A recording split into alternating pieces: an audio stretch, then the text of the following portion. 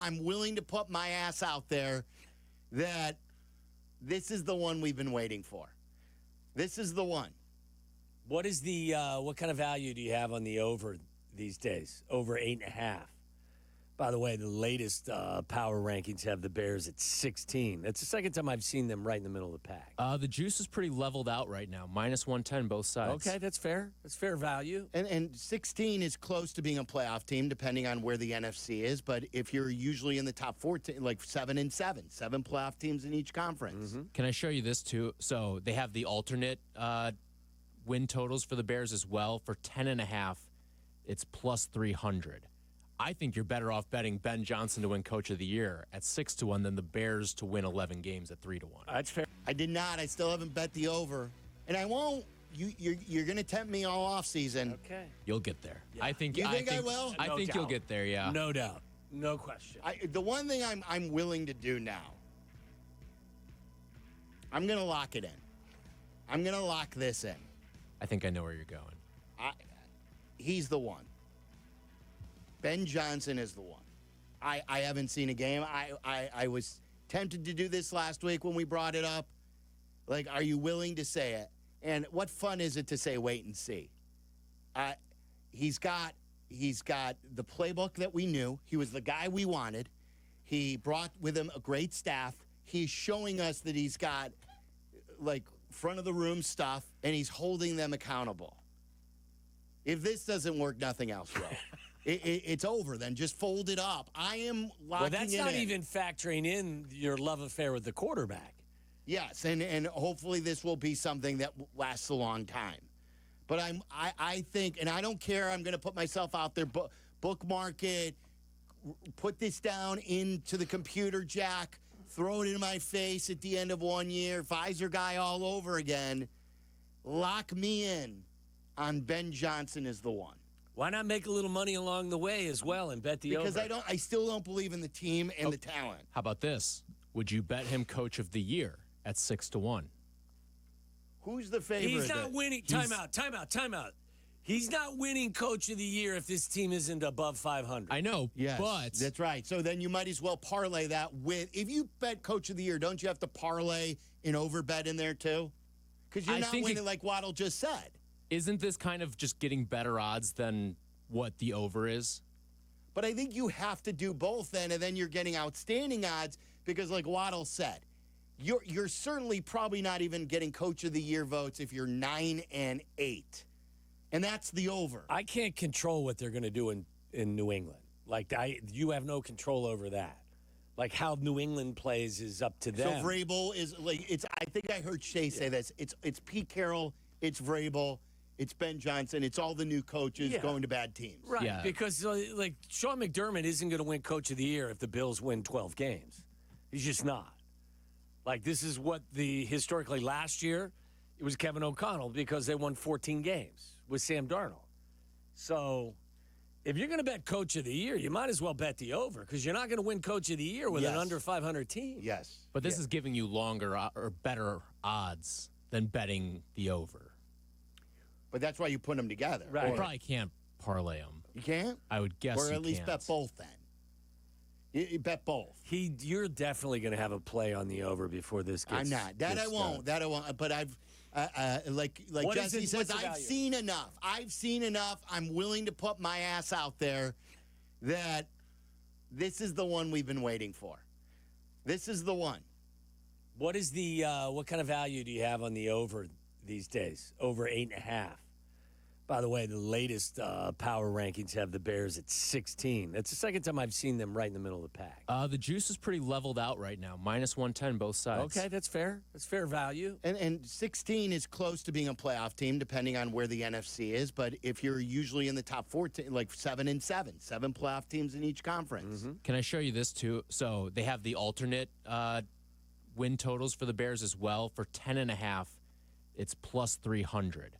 I think you're better off betting Ben Johnson to win Coach of the Year at 6-1 than the Bears to win 11 games at 3-1. That's fair. Yeah, that's 11. So that lock me in on that, and I'm still, as far as the two Ben's questions your guy.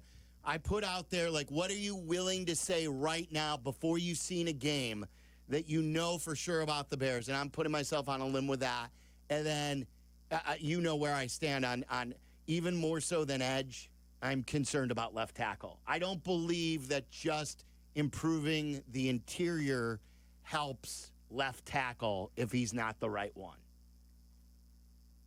I still think their biggest issue is pass rush. Okay. So, but I've said all along too. Like I've said forever.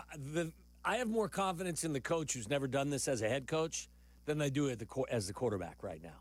I believe in the coach's plan. That's a good. Did we ever poll that question? I don't know. Polls. Ben Johnson, Caleb Williams.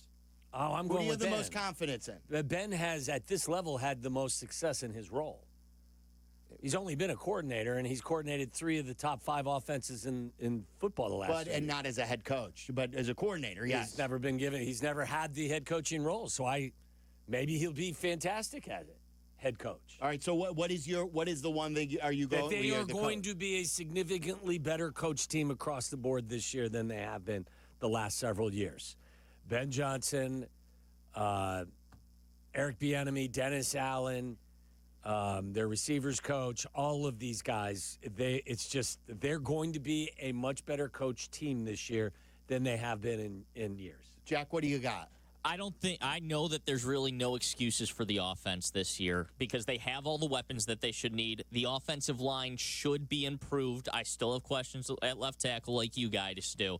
But there are so many weapons in this offense this year that I know the pieces are there to build Caleb Williams up. What's your biggest concern? My biggest concern is still left tackle. And Okay, so the pad rusher. Same as you 1 two and guys. 1A, yeah. Yeah. All right, what about you, Tyler? The thing that I know for sure is that the offensive line is going to be significantly better from last year. I think I get you can still have a hole at left tackle, but you shored up 3 pieces that definitely needed an upgrade, and I think the sum is going to, just based off of what we saw last year, clearly improve from a season ago. And then my biggest concern is the pass rusher opposite Montez Sweat. I still think there needs to be some sort of solution there. Yeah, I mean, if they're not if you don't watch them on a Sunday by Sunday basis and say, wow, this is night and day with regard to how they're being instructed and held accountable and taught and coached, I'm going to be baffled and shocked. Now, again, the bar is exceptionally low because we saw that poo show last year on a week in and week out basis. But not only do I think that they're going to be better just because they're alive and have a pulse and a heartbeat, it's because I do believe in Antoine Randall and Eric Bieniemy and Dennis Allen and Ben Johnson and all of them put together and Dan Rassler and all of them. I mean, it feels like a pretty good staff. Every one of them has had success in what they've been asked to do. Other than the head coach, he's never had the opportunity. I'm pushing my chips in that he's going to be okay with it. Sean and LaGrange, you're on Wow, I choked. Yes, ESPN sir. 1000, bring that one back, Jack. What's up, Sean? Psychopathy. Hey, can you guys hear me? Yes. I'm sorry. Go ahead. Okay, I'm sorry. So, I'm anticipating Caleb to throw over 4,000 yards. I'm calling it right now. You locking it in? Locking it in. Okay. And Only concern I have is the defensive line, actually. I think the offensive line is going to be okay. I think Darnell Wright's going to get flipped over to left tackle. I think we're going to be okay. That's the one thing that they have been kind of adamant about is that Darnell's going to stay where he's at right now. yes, Which is odd because, in some ways, maybe not totally odd, but because they're the ones that brought up the concept that they could be moving guys around prior to the draft. You want to hear that? That was from yesterday, Ben Johnson, because it was lost in the shuffle. I thought it was the biggest news part. This is first him talking about Trapillo versus Karan Amagaji. Last week it was Karan Amagaji getting first-team reps at left tackle. Yesterday it was Trapillo, the rookie who played right tackle at BC. So this is what Ben Johnson said. We're moving guys around. Yeah, we want to give everyone an opportunity. So, Darnell, we feel pretty comfortable keeping him at the right side right now. So the left side until we get Braxton back in the mix, it's going to be a little bit of musical chairs. So, as he said, we're pretty comfortable keeping Darnell right at right tackle That's right the now. plan, unless something blows up. Then they may make a move. But And then this is what he said. Do you consider right tackle to be settled? To be determined. anything's on the table, and we're going to let the plan play out, which is keep them there for the time being and let these guys battle it out on the left side. And we can decide to change course whenever we need to. I like the way he explained that. They could decide. They're free to change their mind, but as of now, they're not going to move 2 players and be a part of a rotation when then right gets left tackle, snaps, and then you've got to put someone at right. Whether you think this is dangerous approach or not, I think there is a portion of them up there that believes by solidifying themselves from guard to guard and by being better at their jobs, while they're not going to solve the left tackle position, it won't be the issue that it has been prior because of some of the mortar that they've placed in filling some of the gaps in other places. Tristan on the south side, you're on ESPN 1000. What's up, Tristan? Hey, how you doing? This is Coach Stovall, man. I'm your former or your alum, TF North's former head coach. You know, Yurko left like a half hour ago, right? Oh, yeah. Oh, did he? Hey, Yeah. sorry about that, man. Did you Just let think- him know, man. I Yes, called, for man. sure. So wait, give us your tie to Yurko here. Hey, TF North, he was a football player there back with, what was the quarterback there, man? Many years ago. Ooh, I don't know. Were you the coach? Were you one of the coaches when Yurko played? No, I took over the program in 2021. Oh, great. So you're the head coach now of TF North. No, former. I'm out of there now. Oh, okay. Yeah. Okay. Yeah, but that was the tie. All right. So now, what I wanted to talk about was the great thing I think the Bears did was our coach came in without the attitude of I got to be the smartest in the room. Coach Spurlock, former coach from Morgan Park, who passed away, his favorite line was Moses is only as good as his staff. Ben brought in a staff. Yes. To train, to prepare, so they didn't have to do everything. I thought that's it. That's the move. That's it.